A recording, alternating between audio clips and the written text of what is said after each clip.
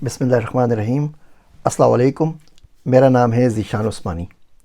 आज हम बात करेंगे इस टेम्पररी सीज़ फायर के ऊपर। ये जो सीज़ फायर है ना, it's not peace, it's a pause. ये दो लड़ाइयों के बीच में एक वक्फ़ा है जिसको हम सीज़ फायर का नाम दे रहे हैं। और गलती से भी ये समझने की कोशिश नहीं कीजिएगा और ये अज्यूम नहीं कर लीजिएगा कि ये सीज़ फायर हो गया है। ये सीज़ फायर आज नहीं तो कल, कल नहीं तो परसों, साल, 1.5 साल, 2 साल में टूट के रहेगा। और ये हमारे हिस्टोरिकली तमाम चीज़ें होती भी आई हैं। वो शायर कहता है कि वो जो कहता था कुछ नहीं होता, वो जो कहता था कुछ नहीं होता, अब वो रोता है चुप नहीं होता। इस जंग के अंदर इंडिया की बड़ी जगहसाई हुई है और मोदी जी की भी बहुत ज़्यादा जगहसाई हुई है। वो इंडिया जो ये चैलेंज लेकर आया था कि पाकिस्तान को 7 टुकड़ों के अंदर डिवाइड कर देगा, वो जो चीखता चिंगाड़ता हुआ आया था कि लाहौर के ऊपर कब्ज़ा हो गया है और कराची पोर्ट के ऊपर कब्ज़ा हो गया है, INS विक्रांत ने पता नहीं क्या कुछ कर दिया है। वो जो ये दावे करता हुआ आया था कि कश्मीर जो है पाकिस्तान ऑक्यूपाइड कश्मीर, उनके हिसाब से आज़ाद कश्मीर, वो पूरा का पूरा छीन के ले जाएंगे और वहाँ पे लोग रो रहे हैं और मर गए हैं और वापस जा रहे हैं। उसको अचानक से जंग बंद क्यों करनी पड़ गई? ऐसा क्या हो गया कि जंग बंद करनी पड़ गई? वो कौन सी इंटेलिजेंस की रिपोर्ट थी जो अमेरिका के साथ शेयर हुई? उसकी कुछ चीज़ें मुझे पता है, लेकिन अगर मैं बता दूंगा तो वो नेशनल सिक्योरिटी के ऊपर बात आ जाएगी, तो मैं आपसे अर्ज़ नहीं कर सकता। तो वो कौन सी चीज़ें थी जो पता लग गई जिसके बाद उन्होंने बोला कि भाई बाप रुक जाओ वरना बहुत फेटी पड़नी है, और उसके बाद अचानक से वो बंद हो गया। पाकिस्तान ने तो रिक्वेस्ट की नहीं थी अमेरिका के साथ, अमेरिका से तो इंडिया की तरफ से रिक्वेस्ट की है। तो अगर इंडिया को नहीं माननी थी, मजाक के तौर पे, मतलब थोड़ी देर पे समझ लेते हैं, मान लेते हैं, फ़र्ज़ कर लेते हैं कि पाकिस्तान ने भी रिक्वेस्ट की, तो इंडिया ने आज तक अमेरिका की कौन सी बात मानी है? यूनाइटेड नेशंस के ऊपर कश्मीर के ऊपर कोई बात मानी है? ट्रंप ने पिछली दफ़े भी मेरी मेडिएशन की ऑफ़र की थी कश्मीर और डिस्प्यूट के ऊपर, वो भी नहीं मानी थी, अभी भी नहीं मान रहे, तो अब क्यों मान ली? तो कुछ ना कुछ तो भैया हुआ होगा ना ऐसा कि जो ड्रोन बरसा रहा था, जो आके गुजरात में भी बम मार रहा था, नूर खान एयरबेस में मार रहा था, हमारे बेचारे गरीब मासूम सखर से एयरपोर्ट, मासूम सा एयरपोर्ट है, उस पर रिक्शा भी शायद मुश्किल से चलता हो, उसके ऊपर भी ड्रोन मार दिया, उसको भी नुकसान पहुंचा दिया। तो जो दंदनाता हुआ फिर रहा था गुजरात से लेके और वो मस्जिद उस्मान तक और तमाम चीज़ों के अंदर मुरीद के तक आ गया था, वो क्यों एकदम से वापस चला गया? उसके पास तो ड्रोन्स भी थे, उसके पास तो सुंदराशन चक्कर भी था S-400, उसके पास तो रशिया के मिज़ाइल भी थे, उसके पास तो हैमर बम भी थे, उसके पास तो स्काल्प मिज़ाइल भी थे, उसके पास तो मिटियोर भी थे, उसके पास तो राफेल भी थे, उसका तो साइज़ भी हमसे 5 गुना ज़्यादा बड़ा है, उसकी का तो जो डिफेंस बजट है वो भी $84 बिलियन का है, जो कि $100 बिलियन तक पहुंच रहा है। पाकिस्तान तो $8 बिलियन है, उससे कोई 10 गुना छोटा बजट है हमारे पास, तो उससे आधी आर्मी हमारे पास है, उसके जितने तो जहाज़ हमारे पास नहीं है, उसके जितने तो न्यूक्लियर आर्सेनल हमारे पास नहीं है, उसकी जैसी तो जनता हमारे पास नहीं है, उसके जैसे तो मोटिवेटेड लोग हमारे पास नहीं है, उसके जैसे तो बॉलीवुड हमारे पास नहीं है। तो अचानक क्या हुआ? वो क्यों रुक गया? सीज़ फायर आपने माना ही क्यों? एक बंदा लड़ रहा हो, एक बड़ा सा लंबा चौड़ा बंदा हो झारा पहलवान की तरह और बच्चे को कूट रहा हो, और कोई बंदा सीज़ फायर करे तो जाते जाते भी 2 लगा जाता है। यहाँ पे झारा पहलवान साहब भी उल्टे कदम भाग गए, पीछे बच्चा खड़ा हुआ रहा तक रहा है कि भैया आप लड़ने के लिए आए थे, किधर गए? अभी तो मैं शुरू ही नहीं हुआ। और यकीन जानिए पाकिस्तान ने जो भी टेक्नोलॉजी यूज़ की है 10-10 साल पुरानी है। जो पाकिस्तान के अंदर वो ट्रोफ के अंदर पड़े हुए ना, जो उम्र याल की ज़मील के अंदर चीज़ें पड़ी हुई है, तो पाकिस्तान ने भी निकाली ही नहीं है। और डिजिटल फ्रंट के ऊपर साइबर सिक्योरिटी में जो फेटी पड़ी है उसका तो अब जिक्र ही ना करें। वो बहुत सारी चीज़ें यहाँ पे आपसे अर्ज कर नहीं सकता पब्लिक डोमेन के ऊपर। कभी ज़िंदगी रही, कुछ गुजर जाए साल वाल, तो इसको वो नहीं फाइलें डीक्लासीफाइड हो जाती हैं, फिर कुछ करके इसके ऊपर काम करेंगे। तो बहरहाल हम बात कर रहे थे सीज़ फायर के ऊपर। ये सीज़ फायर बहुत जल्दी टूट जाएगा क्योंकि जो हज़ीमत भारत को उठानी पड़ी है उससे उनका मुँह बड़ा काला हो गया है। अब वो कहीं ना कहीं वो अपनी ना खिफ़्फ़त मिटाने के लिए ना, वो खिसियानी बिल्ली खम्मा नोचे, उसने खम्बे को नोचना ज़रूर है। अब ये किसी भी सूरत में नोच सकती है। यहाँ तो इंडस वाटर ट्रीटी के ऊपर बोलेंगे हम आपको पानी नहीं दे रहे, अच्छा वो पानी सारा रोक नहीं सकते, रोक लेंगे तो खुद ही डूब के मर जाएंगे ना, इतना सारा पानी है। लेकिन वो क्या करेंगे, वो हल्की हल्की ग्रेजुअली उसके ऊपर बिल्डअप करना शुरू करेंगे, हल्के हल्के डैम बनाएंगे। 10 साल बाद वो शायद इस काबिल हो जाएंगे कि हमें एक कतरा पानी भी ना दें। तो पाकिस्तान को भी सोचना है, पाकिस्तान को भी डैम्स बनाने हैं, पाकिस्तान को भी चाइना से बात करनी है, पाकिस्तान को भी प्रेशराइज़ करना है। जिस तरह आर्टिकल 370 काट के फेंक दिया कश्मीर में, इस तरह ना हो कि IWT को भी उठा के रद्दी की टोकरी में फेंक दें और पाकिस्तान जगह जगह लड़ रहा हो। कोई नहीं कर सकता आजकल भैया, जिसकी लाठी उसकी भैंस। दुनिया को आपसे कोई परवाह नहीं थी। JD वैंस ने बोल दिया था जी आपकी लड़ाई है, हम इसमें क्यों पड़े। ट्रंप ने बोल दिया था, व्हाइट हाउस सेक्रेटरी ने बोल दिया जी हम दूर से बैठ के देखेंगे क्या होगा। जैसे आपने 2 मारे ना तो दुनिया भागती भी आ गई, भैया दोस्ती कर लो, भैया दोस्ती कर लो। तो जब आपका पावर, तो एक बड़ा अजीब वो गरीब सीन देखा है दुनिया ने इस दफ़े। मुसलमान बेचारे हर दफ़े पिटते ही आ रहे थे ना, पिट ही रहे थे हर जगह। आपने उनको लीबिया में मार दिया तो कुछ नहीं हुआ, लबनान में मार दिया तो क्या, यमन में मार दिया तो सीरिया में मार दिया तो इराक़ में मार दिया तो अफ़गानिस्तान में मार दिया, जहाँ चाहे उठा के ना मुसलमानों को कूटना शुरू कर दो। पहले बोस्निया में मार दिया था, बाद में म्यांमार के अंदर मार दिया, जिधर चाहे मुसलमानों को मारते रहो मारते रहो मारते रहो।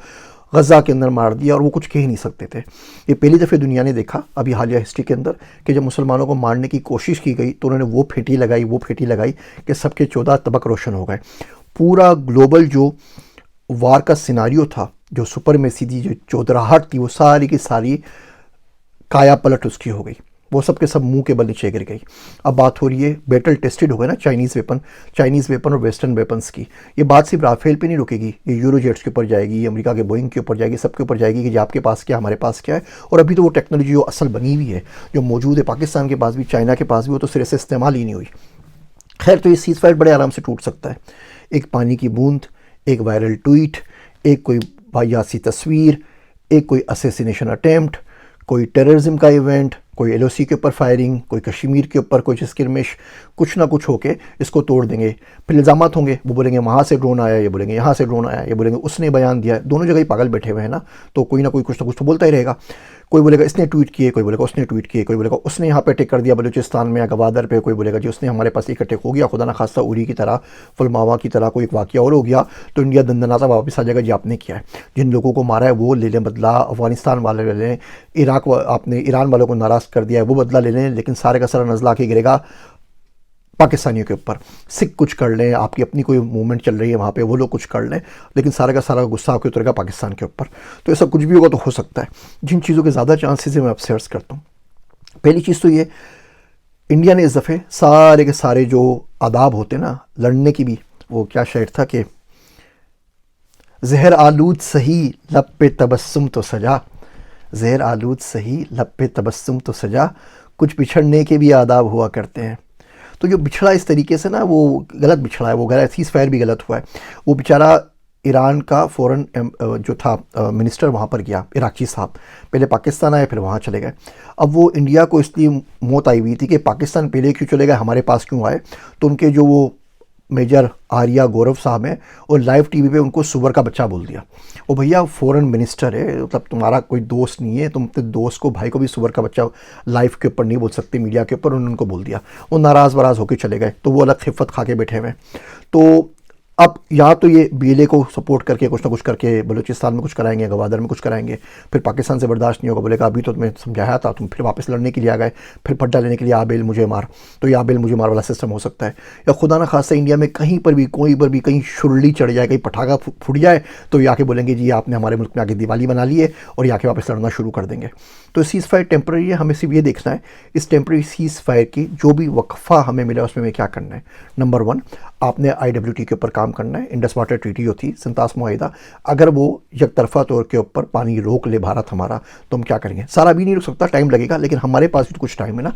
हमें डैम बिल्ड करने हैं, कोई नहरें निकालनी है, कोई खड्डे खोदने हैं, कुछ करना है, उस पानी को करें। बहुत सारा पानी होता है हमारे पास, ग्लेशियर से आता है, बारिशों से आता है। रेन वाटर हार्वेस्टिंग के ऊपर काम किया जाए, उन तमाम तालाब और जो भी डैम्स वगैरह हैं वो तमाम के तमाम बनाए जाएँ।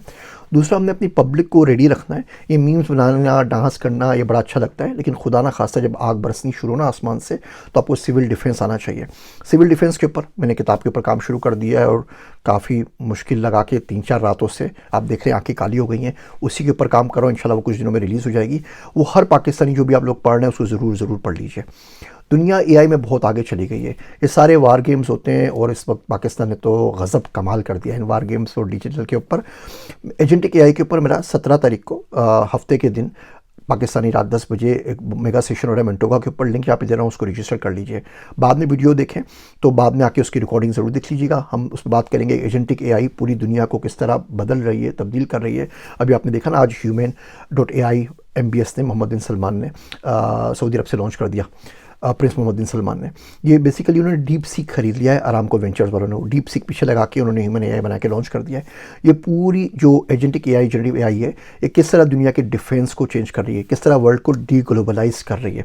तो एजेंटिक AI सीख लीजिए, सिविल डिफेंस सीख लीजिए, पानी के मसले को हल कीजिए। और आखिरी बात कि भैया फेंस में ना बैठिए, एक तरफ साइड हो लीजिए। ले लीजिए, पूरी दुनिया डीग्लोबलाइज हो गई है। दुनिया में एक ब्लॉक बन गया चाइना का, एक ब्लॉक बन गया रशिया का, एक बन गया इंडिया का, एक बन गया है चाइना का, एक बन गया यूएसए का। हम लोग फैसला ही नहीं कर पा रहे। इंडिया भी एक तरफ हो गया है, वो हमें 8-10 साल से मुसलसल गालियाँ दे रहा है। वो उनकी हेट रिलेशनशिप है, उनके पास से मोहब्बत का कोई लफ्ज़, कोई पैगाम नहीं आता। अच्छा, हम लोग समझ ही नहीं पा रहे हैं। कभी हम बोलते हैं इंडिया करीब आ जाएगा, कभी दूर हो जाएगा। अभी जंग हुई है, अब यकीन रखिए 2 हफ्ते बाद अगर अमिताभ बच्चन का इंतकाल हो जाए ना, तो हमारे टीवी वाले ऐसे शोक मना रहे होंगे जैसे इनकी माँ मर गई है। लिटरली मैं आपको बता रहा हूँ। तो एक दफ़े बता दीजिए कि आज के बाद हम लोग इंडिया की फिल्में नहीं देखेंगे, इंडिया के गाने नहीं सुनेंगे, इंडिया के जो भी चैनल्स हैं अपने मुल्क में बैन कर देंगे। हमारे टीवी चैनल्स के ऊपर आके कोई स्यापा नहीं मचाएगा, कोई उनकी फिल्म रिलीज़ हो जाएगी, कोई ट्रेलर रिलीज़ हो जाएगा, कोई मर जाएगा, कोई जीत जाएगा, किसी बच्चा पैदा हो जाएगा, किसी की आपस में शादी हो जाएगी, हम उसके ऊपर बात नहीं करेंगे। ताकि एक तरफ तो हो जाए ना, एनसीसी को वापस शुरू करवा दीजिए, सिविल डिफेंस की ट्रेनिंग को शुरू करवा दीजिए, तराने हमारे बचपन में चलते थे टीवी के ऊपर, उसको चलाना शुरू कर दीजिए, कुछ ना कुछ करें ताकि आप एक तरफ एक साइड के ऊपर आ जाए, लोगों का माइंड बन जाए कि हम एक साइड के ऊपर हैं। ये नहीं हो सकता ना, एक दिन आप उनको आई लव यू बोल रहे हो, दूसरे दिन पत्थर लेके उनके पीछे भाग रहे हो, तो लोग आपको ही पागल बोलेंगे, सामने वाले को नहीं बोलेंगे। और हम लोगों ने पिछले 8-10 सालों से यही किया हुआ है। और आखिरी चीज़ ये कि हमारी जो नौजवान नस्ल है वो अजीब पागल है। वो जब बारिश होती है तो रोडों पे नाचने लग जाती है, रोती है तो पूरा जहान रोने लग जाता है, हंसती है तो सबको मुस्कुराने में मजबूर कर देती है। ये बहुत बहुत बड़ा पोटेंशियल आपके पास है। इन्होंने तो मीम लगा लगा के ना सामने वालों को बेड़ा गर्क कर दिया है, रुला रुला के उनको तपा दिया है। इनको यूज़ करें। ये आपसे नाराज़ हो गए थे, अब वापस धारे के ऊपर आ गए। इनको करें, छोटी मोटी नाराज़गियाँ, आपस की चीज़ें मुकाओ करें, भैया इसको मसले को हल करें। खुदा न खासा अडियाला जेल के ऊपर कोई अटैक हो जाता है, कोई ड्रोन आके गिर जाता है, किसी को नुकसान पहुँच जाता है, तो पूरा मुल्क जल जाएगा।